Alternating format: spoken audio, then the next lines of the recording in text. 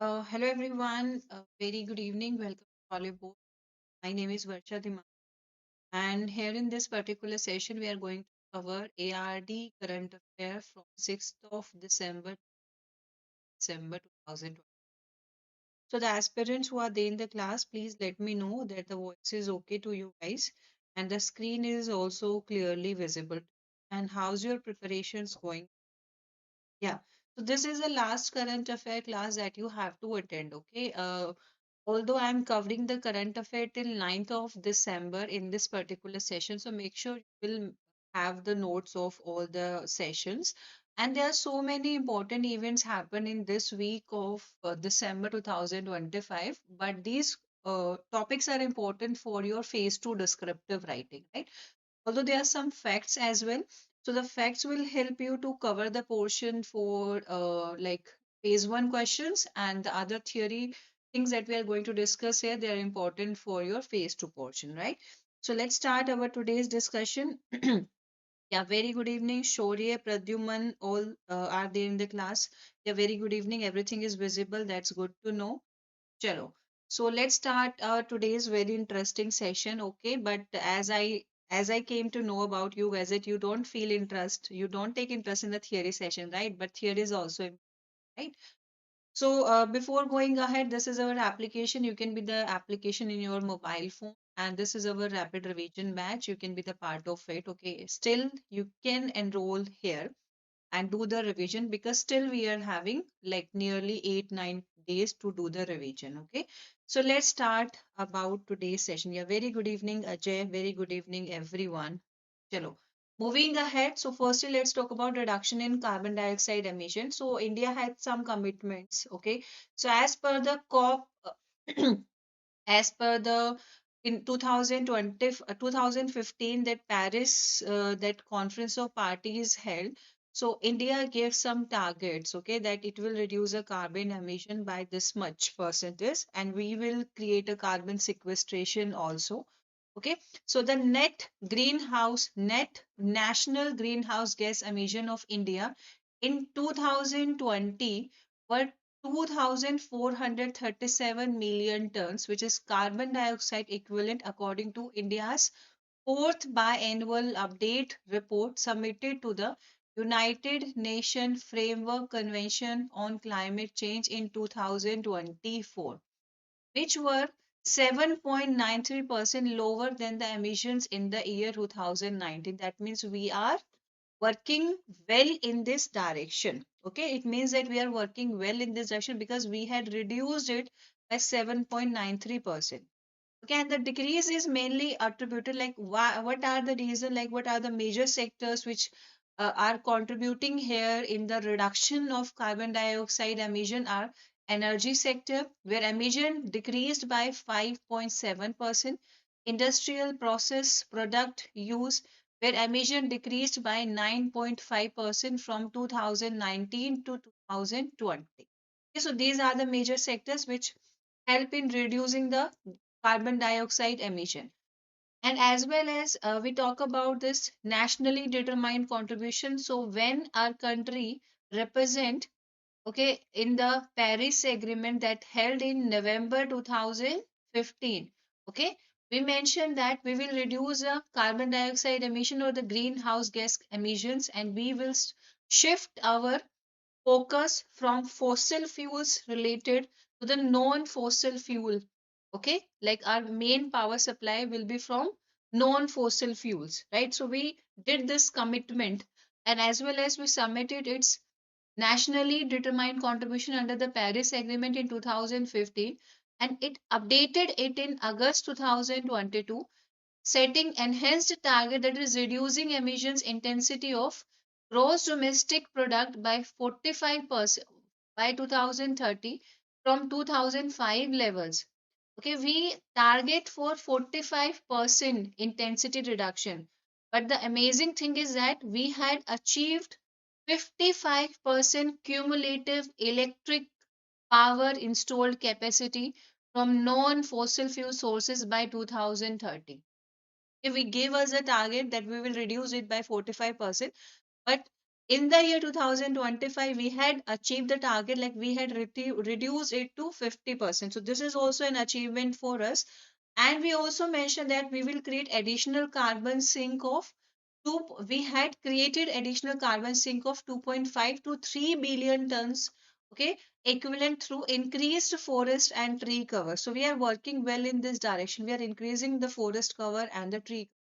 So as per BUR4, between 2005 and 2020, India's emission intensity of gross domestic products reduced by 36%. Okay, so that is also important, right? This is a new reports data, and also we had discussed about these reports so many times. The data remains same, like whatever the news that we are discussing now, if any time before this particular news has appeared, we discussed about the data, but data will remain same. There will no change in the datas, okay, if they are for the same durations, okay, irrespective, like duration if the same, data will not change further. And so this is more than 50%, 5 years ahead of the deadline. So this is an achievement for our country. And we mentioned that we will create a carbon sink for 2.5 to 3 billion. We had already achieved, like we had achieved the target till 2.29 billion ton. Okay. So we make a target like till 2.5 to 3 billion tons carbon sink we will create by 2030. And till 2025, we had created 2.29 billion tons of carbon dioxide sink or sequestration. So that is also a good point. Now, India's long term low carbon development strategy, that is LTLEDS, submitted to the United Nations Framework Convention on Climate Change in November 2022, it provides a framework which have 7 key strategic transitions. Okay, and they are like in electricity, in transport, in urban industry, carbon dioxide removal technologies, forest and finance resources for achieving net zero emission by 2070. Okay, so what we are targeting, like till 2070, our carbon dioxide emission will be net zero. It will be reduced to zero by 2070. So this is also important point. And that will be based on the principles of common but differentiated differentiated responsibilities and respective capabilities. This will be based on this principle of common but differentiated responsibilities and respective capabilities, equity and climate justice. And during the 2025 conference, also India focused on this principle. Okay, there also India focused upon the same principle, right? Yeah. Radhe Radhe Amrendra, Radhe Radhe everyone. Okay, is it clear to you guys? Now moving on the next thing that you should be aware of. So this is a National Electric Mobility Mission Plan. So when it was launched, this particular mission plan in the year 2020. What is it? It's a national mission document that provide the vision and the roadmap for the faster adoption. So we discussed about Devi na in the last class. What is Devi? You are aware about it? Okay, so we are moving towards electrical vehicles and their manufacturing in the country. And in order to encourage electric vehicles adoption and manufacturing of electric vehicles in the country, faster adoption and manufacturing of hybrid and electric vehicles in India, that is FAME, production linked incentive scheme for automobile and auto component industry, a national program on advanced chemistry cell battery storage are implemented in the country. So these programs are implemented so that it would be better or it would be easy for adoption of electrical vehicles in the country, because electric vehicles will also reduce the carbon dioxide emission.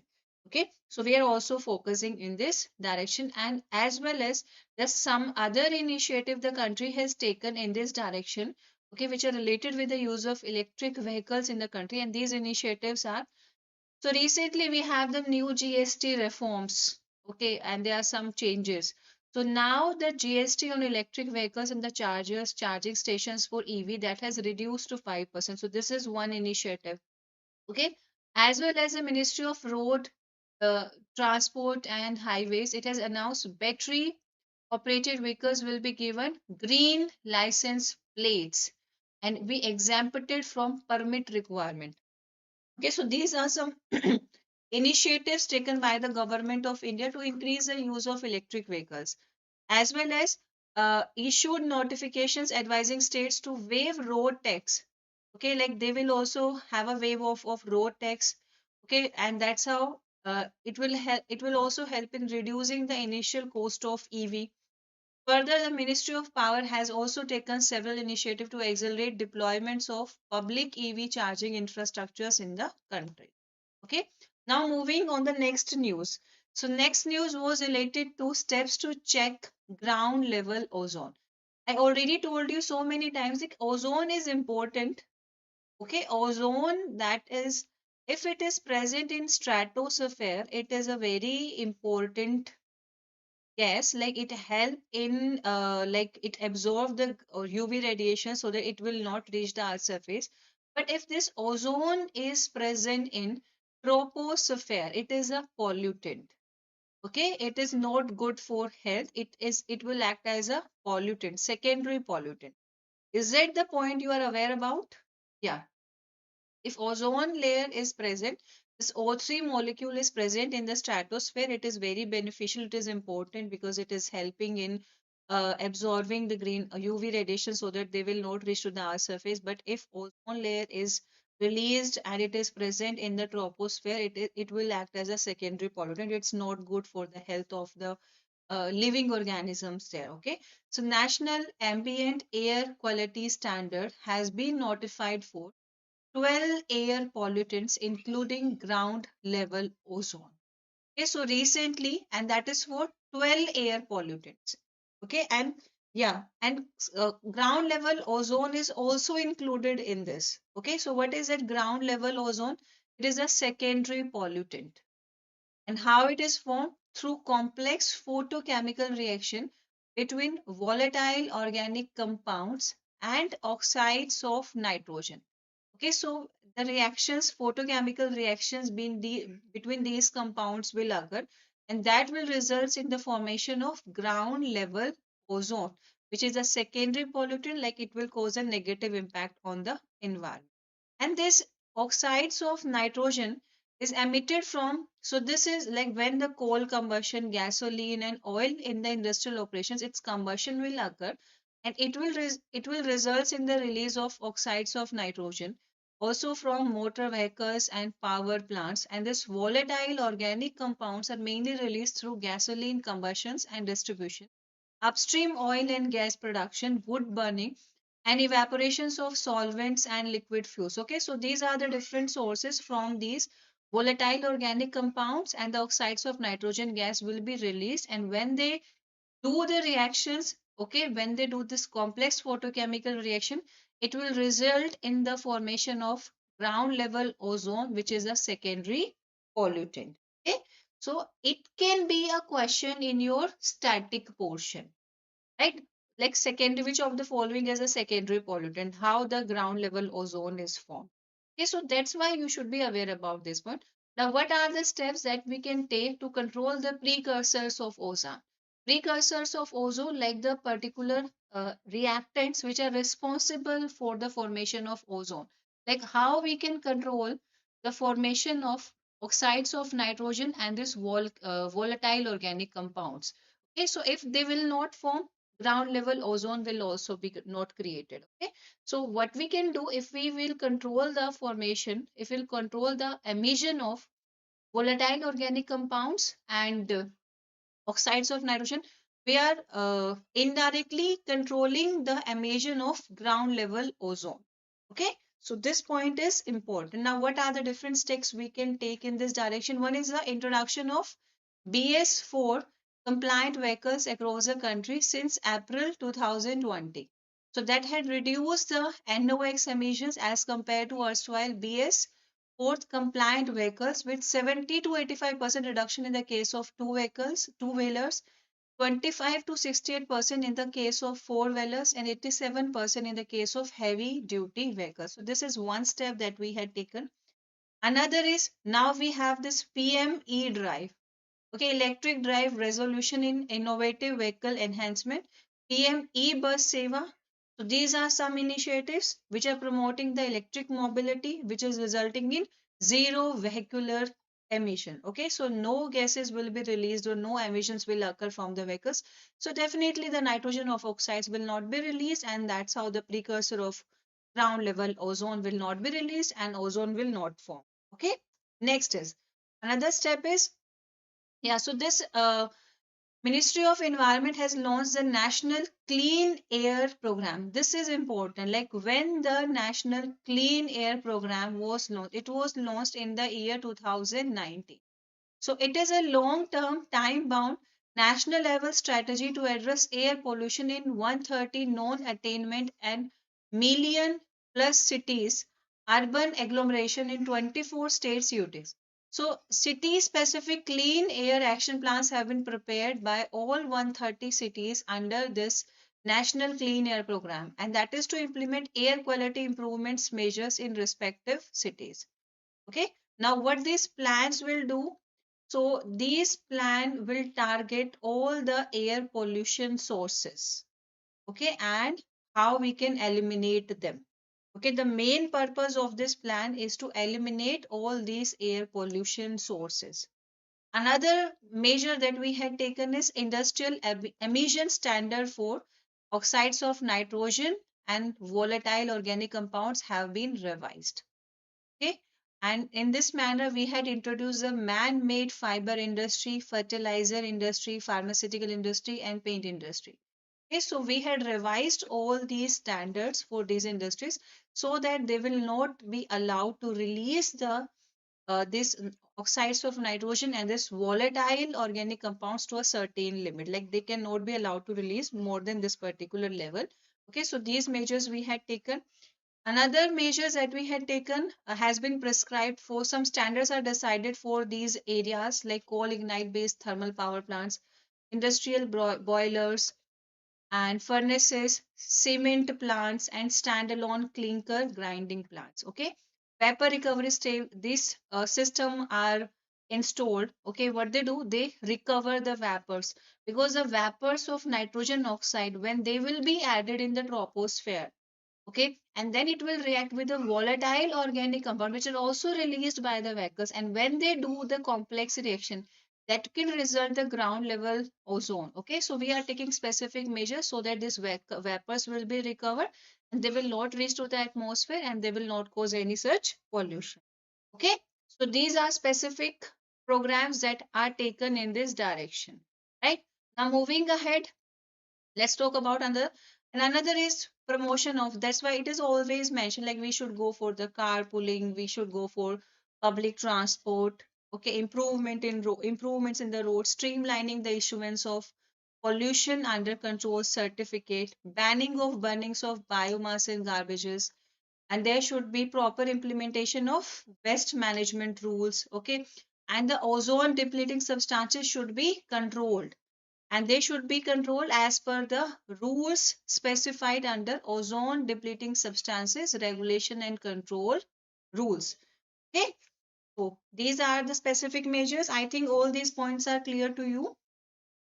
So if we talk about this particular session, one thing that is important that can be asked, like ground level ozone, volatile organic compounds are emitted from which of the following sources, plus oxides of nitrogen are released from the following sources. Okay,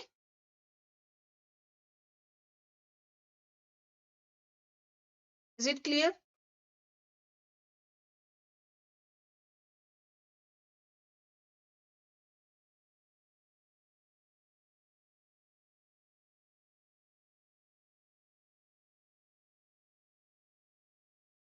Okay, chalo, moving ahead. Yeah, the students who are there in the class, please mention that these things are clear. Now we are moving for the guidelines for waste to energy plants. What are the guidelines for waste to energy plants? Let's talk about them. Yeah, so as per the schedule second of solid waste management rules 2016. Okay. So in the schedule second of solid waste management rules 2016, standards of processing and treatment of solid waste, including standards for emissions from incinerators, thermal technologies in solid waste treatments and disposal facilities. So all the standards are prescribed there. in the Schedule Second of Solid Waste Management Rules 2016. Okay, so as per these standards, it has been mandated that, okay, so what is the specific thing that is mentioned as per these standards?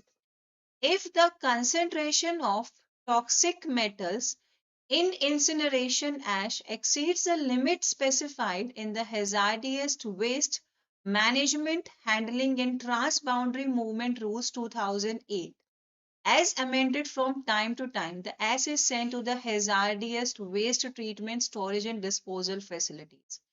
Okay, so whenever we are going for incineration or thermal technologies, we are using the thermal technologies to dispose the solid waste. We should check the concentration of toxic metals there, and if it is exceeding the limit, it should be considered as a hazardous waste.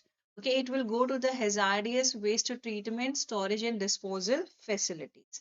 Right, now another is, further, the Central Pollution Control Board has issued draft guidelines on municipal solid waste, incineration based waste to energy plants for public consultation. Okay, and the guidelines have separate sections to leachate management covering leachate collections and transfer to a dedicated leachate treatment plants for systematic treatment before you reuse or further processing. Okay, and there are specific sections, separate sections for the bottom ash and the fly ash managements also. Like different standards are mentioned here in the guidelines for the different types of waste and where they are located. Okay, and before, like, you need to check the standards, you need to check the concentration, and then it will go for a specific procedure. Okay, so if it is observed that the specific solid waste you are talking here, it is having very high concentration of toxic metals in it, it need to be follow the another procedure. Okay, so this should be considered as well as, is it clear?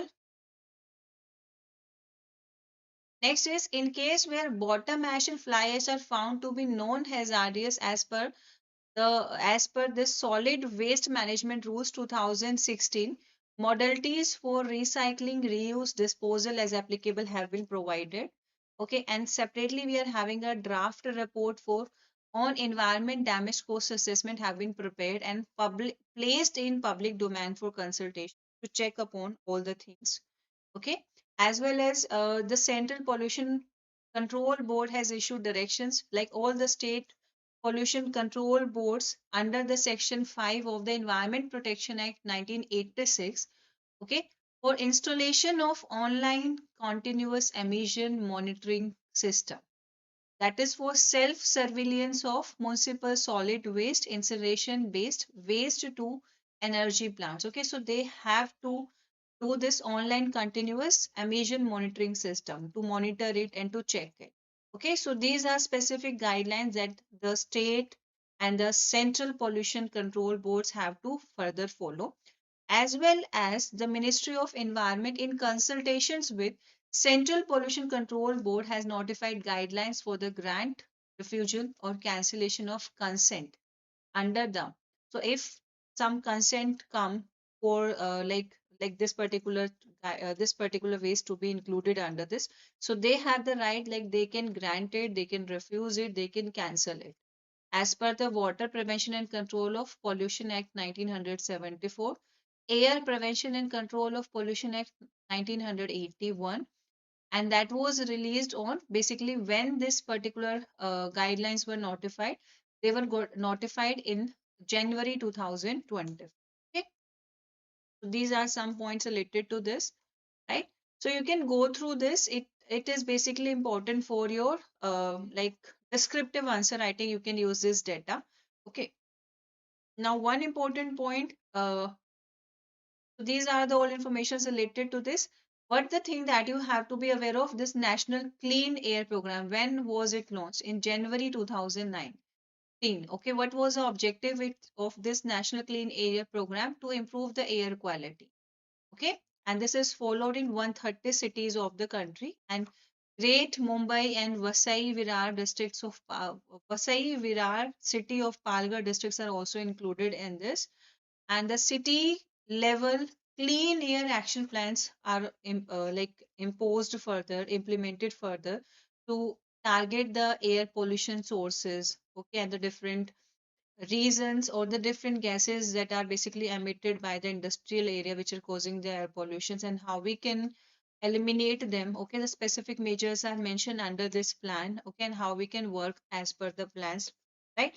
Now moving ahead, this is something which is very important and new as well. Okay, so on 8th of December we can expect that we will have some question related to this, although it's a very new data. The National Mission on Edible Oil, which is one of the very important mission. So something new has come to the knowledge related to this. So as per the Niti Aayog report, which was released in August 2024, India is first globally in the production of rice, bran oil, castor seeds, safflower, sesame, and neg. And under the National Mission on Edible Oil, which aims to strengthen the country's oilseed ecosystem and achieve Atmanirbharta in edible oil production, there are two missions that were launched.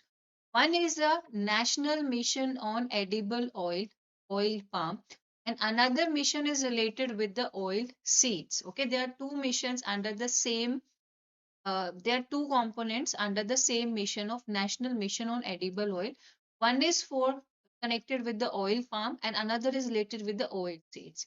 Okay, so under this National Mission on Edible Oil and Oil Palm, it is targeted to bring 6.5 lakh hectares of land under oil palm cultivation by 2025-26. Okay, and we are targeting to increase the crude palm oil production to 28 lakh tons by 2029-30. By November 2025, we had covered nearly 2.50 lakh hectare, okay, which is nearly half of it, that bringing the total coverage of oil palm in the country to 6.20 lakh hectare, so which like we are about to the same. The crude palm oil production has risen from 1.91 lakh tons in 2014-15 and now it has increased to 3.80 lakh ton. Like we just doubled the value. Similarly, if we talk about this national mission on edible oils, oil seeds, okay, we were targeting to increase the oilseed production from 39 million tons to 69.7 million tons by 2030-31. And how we can achieve this target? By following the cluster based interventions and improved seed system. Okay, so these are some important points, right? Now, moving ahead, so this is our global ranking in the production of edible oil and oilseeds. So we are the fourth globally in overall production of edible oils. We are the first in rice bran oil, castor seeds, safflower, sesame, and nega seeds. Second in cotton seed oils, groundnut seeds and oil. Third in coconut shell and oils and sesame seed oil. Fourth in rapeseed and canola oil. Fifth in soybean oils and linseeds. And sixth in linseed oil. Okay, so this is our rank in the different edible oils and the oil seeds. And if we talk about our overall rank in the uh, edible vegetable oils production, so we are fourth in the world. Okay, now moving on another point. So when this particular mission, National Mission on Edible Oil or Oil Palm, when this particular mission was approved in 2021, it is a centrally sponsored scheme. And if we talk about its total budget outlay, that is 11,040 crore. What is the aim of this mission? To enhance the edible oilseed production and edible oils availability in the country. What is the target of this mission? To bring 6.5 lakh hectares of land under the palm plantation by 2025-26. So this is the last year of the implementation period and we had almost achieved it. Okay. And what is our target for crude palm oil is targeted to reach 11.20 lakh tons by 2025-26 and up to 28 lakh tons by 2029 to 30. Right? Now, another important points that we need to discuss. So these are the targets. Okay, we discussed about all these targets and as well as this is one important point. That's why I mentioned here. Increase consumer awareness to maintain consumption level of 19 kg per person per annum till 2025 12. Like if the person or living the country, they will be aware about the importance of certain things, so they will try to consume it na? Like they know that this particular thing is having this much of health benefit, this is having this much of nutrients. So there's a need to create the consumer awareness, okay, and like to increase the consumer awareness so that the consumption level will be maintained on 19 kg per person per annum. Okay. And till November 2025, 2.50 lakh hectare area has been covered under this, right? And the crude palm oil, this is a target that we had discussed before, right? Now, what? So, how this particular this national mission on edible oil palm was implemented? So, there's a national level implementation, state level implementation, and the implementation mechanism. Okay, so what is that implementation mechanism that was followed? Escrow based fund flow, like center, state, bank for transfer. So that's how the fund was flowed. Okay, so that there will be more transparency, like how much the fund is allocated and where the fund is basically used by the like the farmers or the producers in like involved in the oil palm productions. Okay, and there should be coordination among center, states, ICR in the processor so that they will get the quality seeds for the further productions of oil palm. Okay, now moving ahead. Yeah, so this is about the oil palm. Now, if we talk about the oil seeds, so at the same time, this particular mission was launched in the year 2021, right? It was also the centrally sponsored scheme. It is actually having the same budget outlay of 11,040. Okay, so they both are combinedly launched. Okay, and the major target is to enhance the production of oil seeds and enhance the production of oil palm. Okay, they are having the same targets, right? Released at the same time. And what are the objectives basically followed here? Like harnessing the innovations, accelerating the dissemination, targeting expansions, increasing availability of improved seeds, enhance the market access, and support the extraction and collection of secondary oil seeds. Okay, so these are the targets under it. So these are the important objectives that were followed under this, right? Now moving ahead, yeah. So here are two important rates which are important for your phase one exam. Okay. See, if I talk about today's session, although the information related to when the national mission on edible oil was launched and its budget allocation is important, okay, but these are some static ARD related topics like the definitions or formulas related to VRR and SSR. Okay, so these can be asked like what is VRR? Have you heard about varietal replacement rate? Yeah. The students who are there in the class, please mention if you have an idea what is varietal seed rate.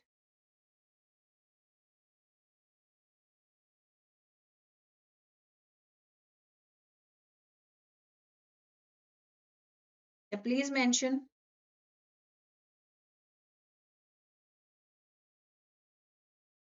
what is VRR. Any idea?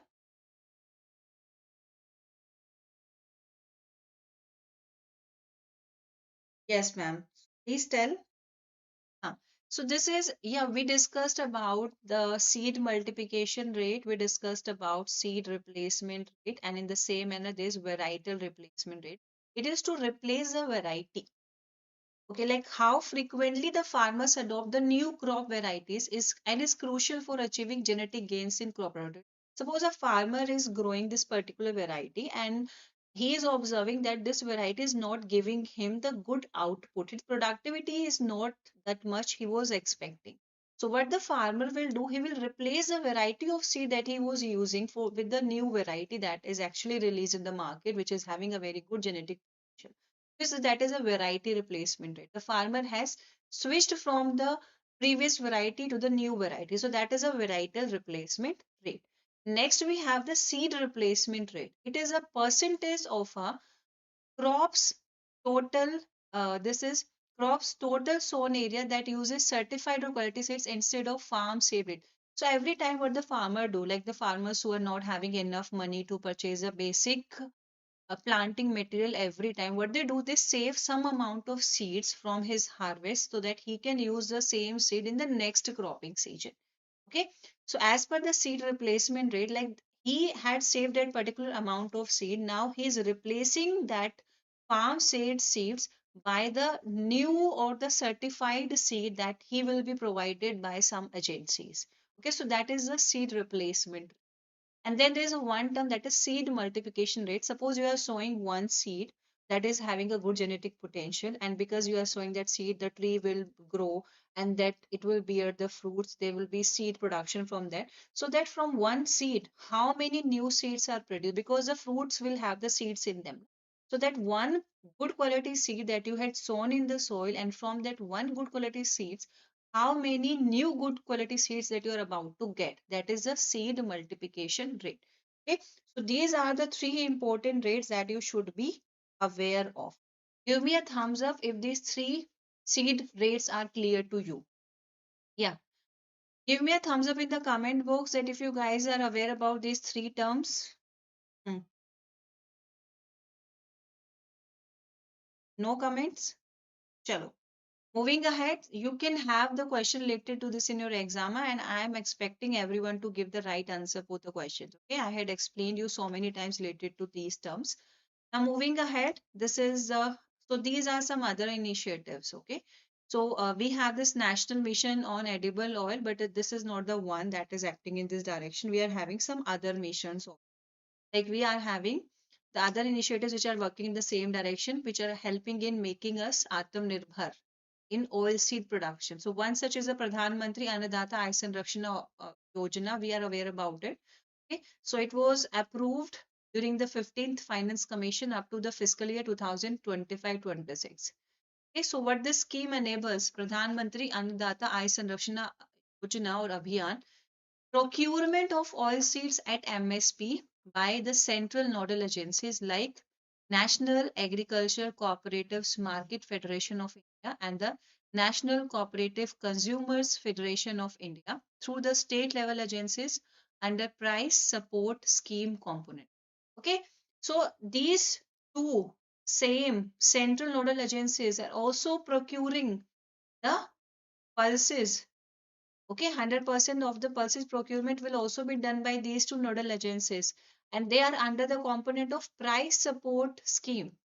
Like whenever any new product is launched in the market, now there are the chances that price volatility will occur. Like the money lenders will come and they will middlemen will come in the market and they will play a different game. Okay, and if the farmers will fall into the trap of the money lenders or the middlemen, they will definitely be in the loss. So that's why the government has approved Pradhan Mantri Annadata Aay Sanrakshana Abhiyan, so that there will be price support scheme. Okay, so that what the farmers can do, they can procure their products directly to the central nodal agencies at the minimum support price. Okay, so that they will not feel like that why we are growing this. Like you're preparing for a competitive examination, you're studying well, you're not getting any such questions in the exam, you will feel like now why we are studying. The similar thing is going on when the farmer is investing their 6 to 7 months on a crop, and at the time of the harvesting, when he will reach to the market, the middlemen play a game and they will fall the trap of the middle, and they sold their all commodities there at the nominal prices. So farmer will think like why they are growing crop, and the next time they will again switch to the major agriculture crop, that is wheat and rice. So how the crop diversification will occur?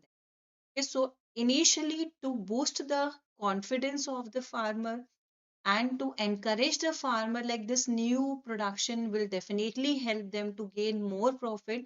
These type of strategies are adopted. Okay, is it clear? Now moving ahead.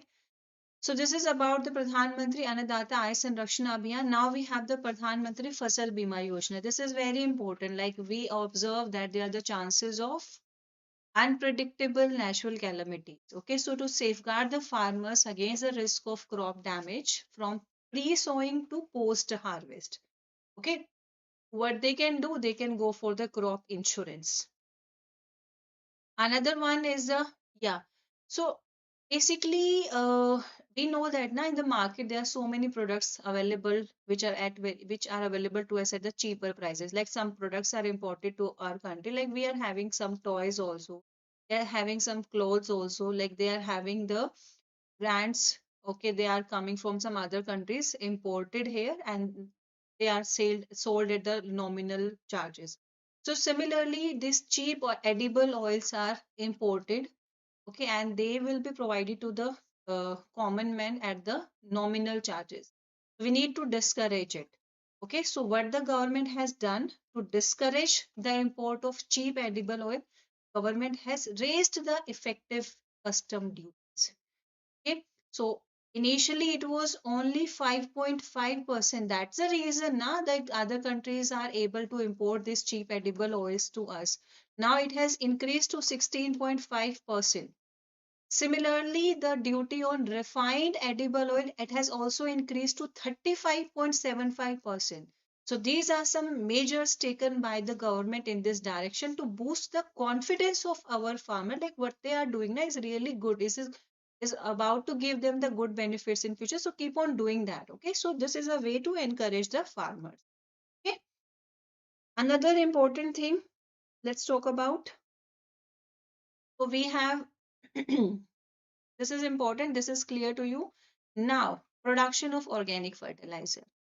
Okay, it is needed now, like organic fertilizers. Okay, because we are observing, we know that the chemical synthetic fertilizers, one reason that they are not good for our agriculture crop. Second is slowly our soil is deteriorating or it is losing its natural fertilities. Okay, third is the farmers or the common person or the consumers who will consume this synthetic fertilizer sprayed food on a regular basis without proper cleaning or without proper blanching, they will definitely have some health hazards or health issues. Okay, so that's why it is important, it is necessary, or it is a need of the hour that we need to move towards the organic productions. Okay, and for this we need the organic fertilizers. Okay, so what are the different points related to this? So organic farming is also promoted with the help of a specific mission, and that is Paramparagat Krishi Vikas Yojana, that is a traditional farming practices. Okay, so under this there are two missions that was launched. One was for the all over the country, and another was specifically for the northeastern states. So there's a mission organic value chain.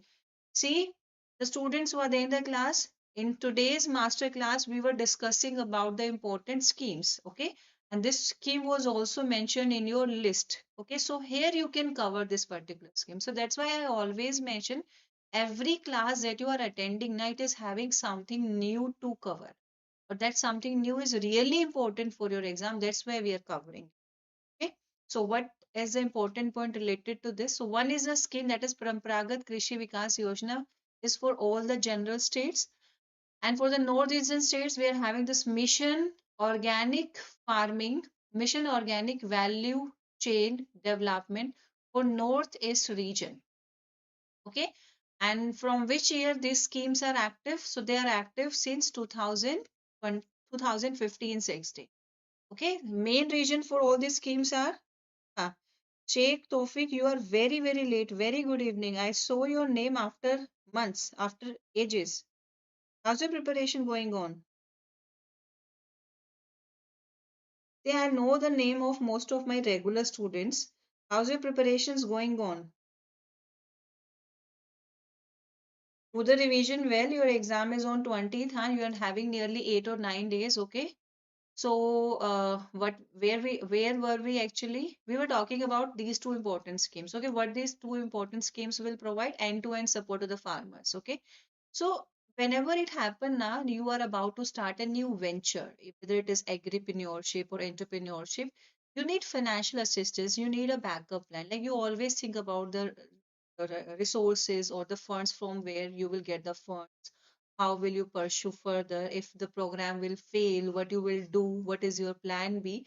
So similarly here also when you are promoting the farmers like they should start doing the organic farming practices, you need to support them so that they will remain on the track for long. Okay, like we are providing the classes. Like as I remember, I am taking your classes from 1st of January 2025, and now we are on December 2020.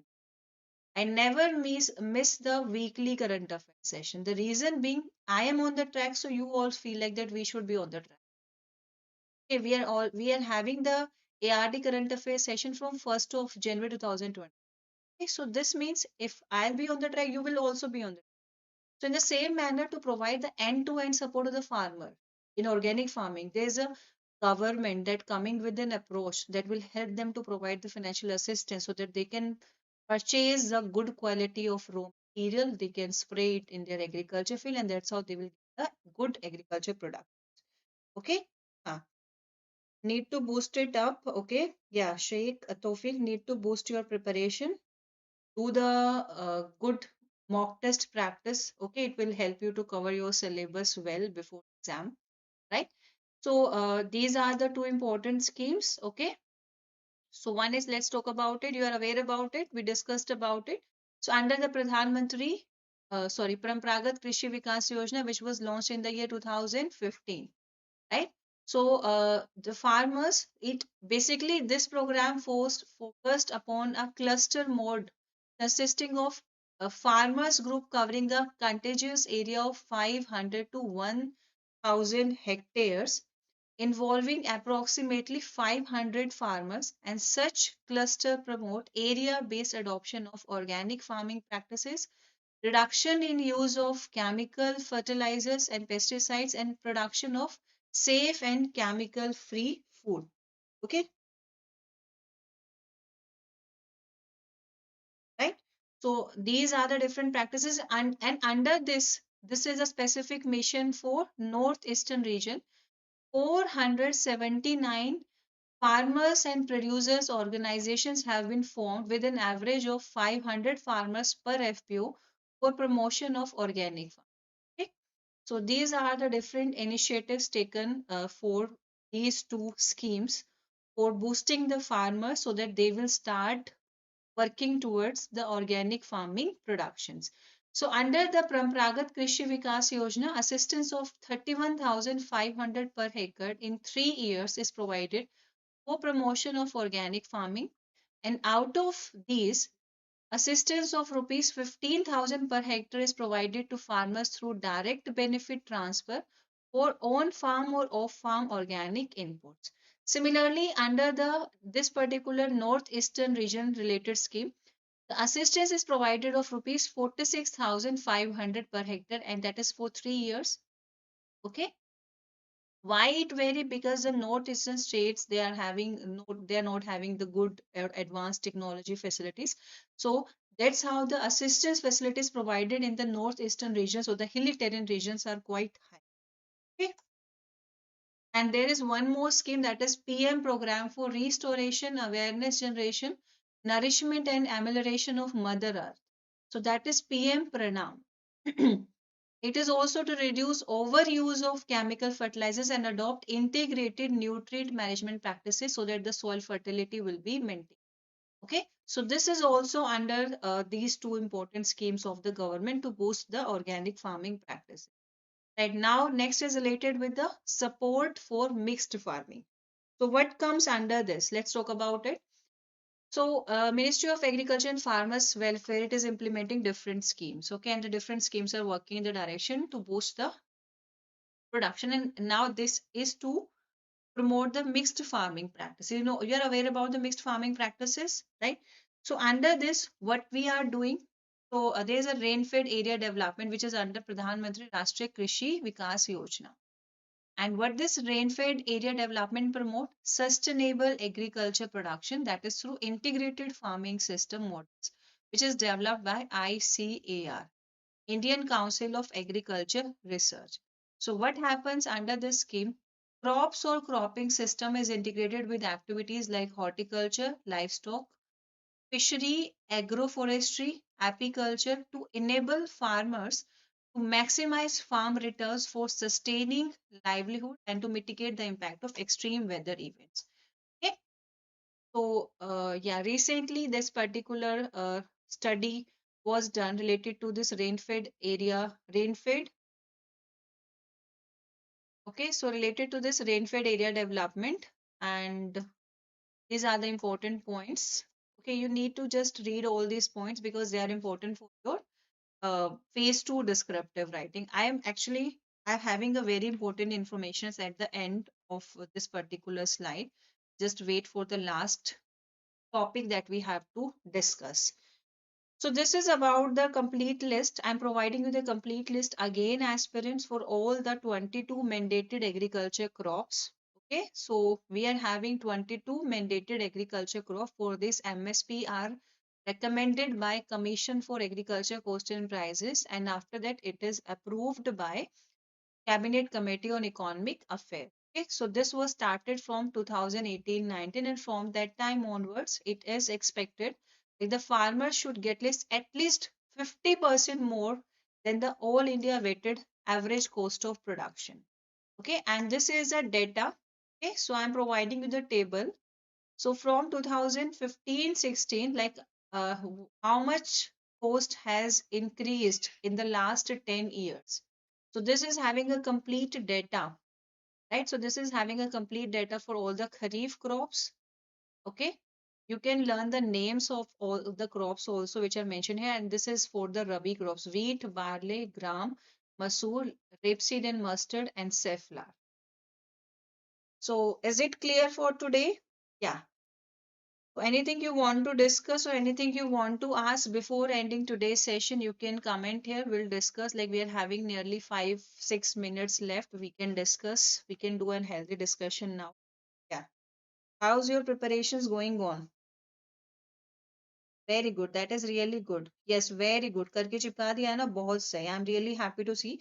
See, your these efforts will definitely help you to score well from like if I'm comparing the different students, because when you prepare the notes, like you are making an imprint of certain things in your mind, like you will be able to recall it later.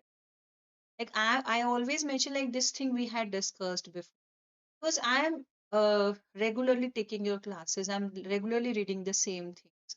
Okay, so that's why I'm aware about the points. Like this thing is discussed, or this thing is yet to be discussed. Okay, this thing is happening in a specific direction, or this is what. So this will help you. Yeah, chalo. Good. All is clear. Very good. Now ending the session for today, you will get the notes, right? So all the very best. Now, although I will have the current affairs session also next Friday, but I'll suggest you, the students who are about to give the exam on 20th of December, you don't need to attend the next current affairs session. Okay, you will be having your free rankers batch classes tomorrow and on Saturday, Sunday as well. So make sure you guys will attend the 6 p.m. classes. Okay, yeah.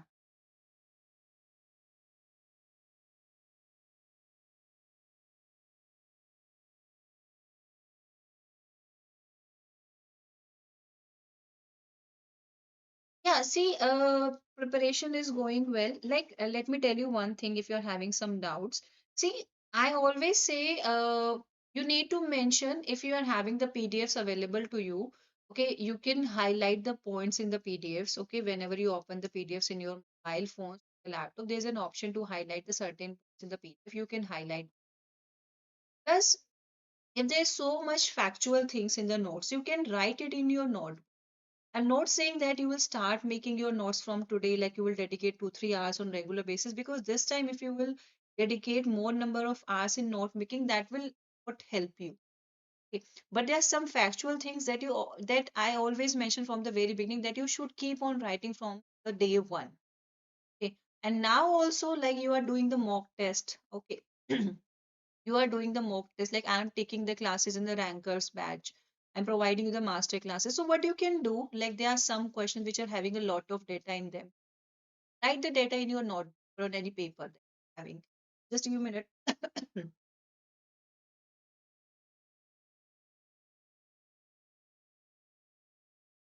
Yeah, ASI actually it is having more economy and the social issues portion, but there are easy chapters are also there.